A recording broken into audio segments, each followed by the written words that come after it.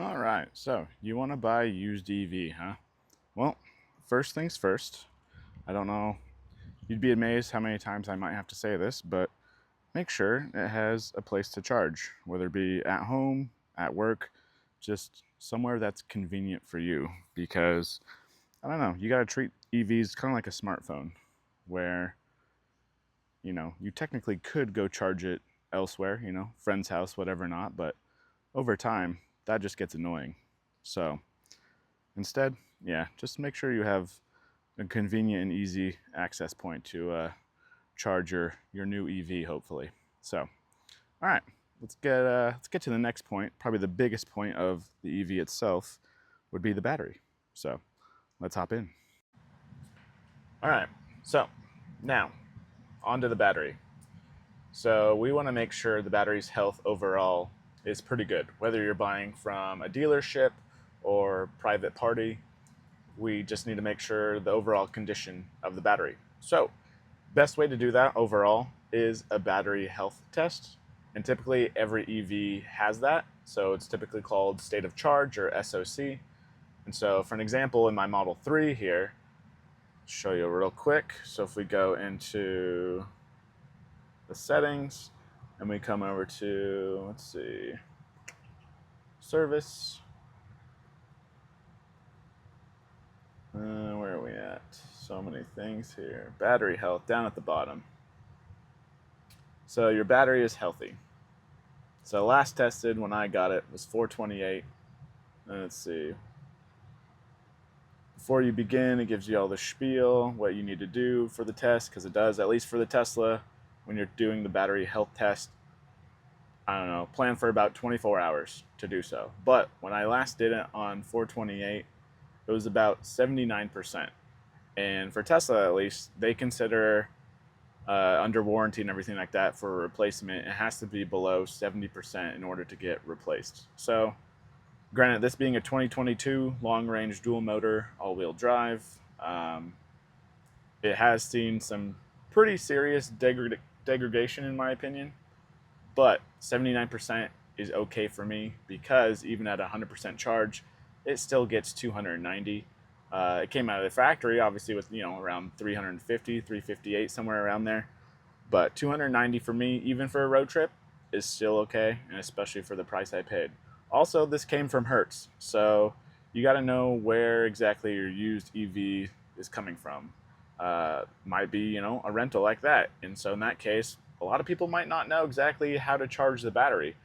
Some dealerships even, you would think, maybe charge it to 100% every day, every night. Well, that depends on the battery you got, and you typically don't want to do that. Batteries love to be between 20% and 80%.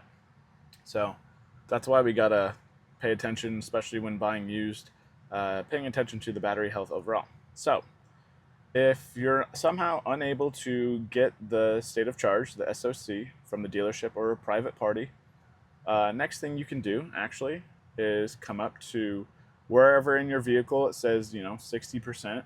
Go ahead and convert that into miles. So for this car, it's 171.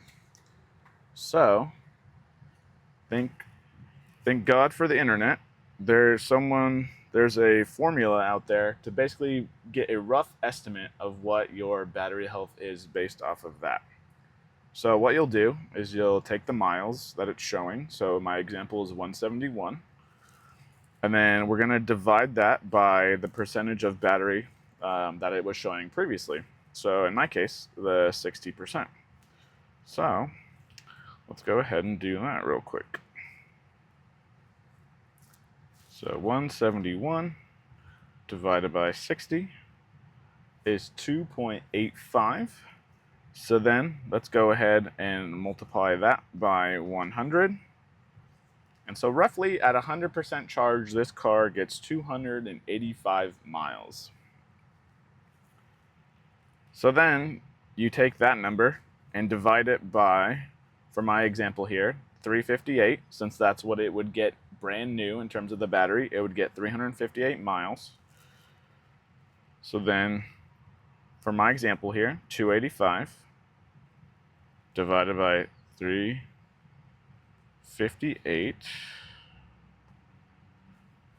and my battery health percentage is 0.79. So right on the money in terms of my battery health test from Tesla itself. So feel free to do that with any used EV that you're keeping an eye on. And that's a rough way to get a battery health test without going through the entire possible 24-hour process. Do I still recommend the 24-hour process? Yes, because it's nice to have the software confirm the math. But overall, as long as the battery is in good shape, then the the decline for the battery itself, yes, it'll happen over time, given your weather circumstances, all that good stuff. But it should steady out at some point, and hence why range is king. The bigger the battery you can get in terms of how far it can go will be best, not only for extreme colds, extreme heat, anything like that, but just over the years. Because yes, it will go down over time. Hence, this one is a good example. Again, 350 miles or so at 100% in 2022. But even just being 4 years old, and given the history of this car, it's down to 285 at a full charge. So just something to keep in mind. But other than that, most people typically only use about, I don't know, they drive 40 miles a day in their daily commute. So if this is just a city car for you, then that's perfectly fine too. Um, if you want to road trip it, like I road trip this sometimes over to Washington and back, which is about 1,000 miles or so, and I don't actually mind the, I don't know, 2 hour breaks every so often. So just something to keep in mind. And yeah, what's the next thing we should keep an eye on here? Let's see. Next thing you want to do, just like any other vehicle, is make sure that the hardware and the software is to your liking at least. So for example, in this Hertz rental vehicle, what used to be, it was a Hertz rental vehicle, and I got it off Facebook Marketplace from a private owner who originally bought it from Hertz. So so you would think, the interior, anything like that, would be something of concern, but honestly the seats and all that good stuff are in good shape. Nothing creased or cracked or anything like that in here. The screen is still in good condition. So the previous owner, after getting it from the rental company himself, um, definitely took care of it. The only thing I will point out is up here, I did put a cover on this, but it had a slight tear. So, but supposedly Tesla steering wheels are kind of known for that, unfortunately. But other than that, you're gonna have, this car has paint chips and stuff on the hood and on the sides and stuff like that I'm okay with. I can live with it. I'll just get a paint correction pen or something like that and kind of deal with it as is. So yeah, obviously your mileage will vary, but yeah, just make sure the hardware is in good shape. The car itself, physically, in terms of no panel gaps or anything like that. Nothing's falling off as you're driving around and testing it. Nothing creaks and rattles that it shouldn't be. And then, I guess most importantly, just make sure the software that you're using in that vehicle is something that you can see yourself getting used to within that week or those next couple of days, because every EV is going to be slightly different, depending on how much control they have in their screens versus physical buttons, and yeah, see how snappy it is, anything like that. Also, biggest thing, I guess, too, when it comes to the software is the route planning. If you do end up wanting to take your EV on a road trip, go ahead and go to the map section in the EV and put in a destination and see how well it does in terms of your charging routes and stuff like that. So that's the biggest thing you got to keep an eye on. You want to make sure you're good to go once you hit the road. So, and technically, your software should take care of you, no problem.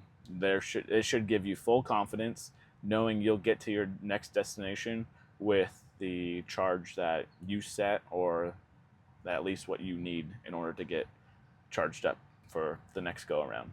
So, all right, what else we got? Yes.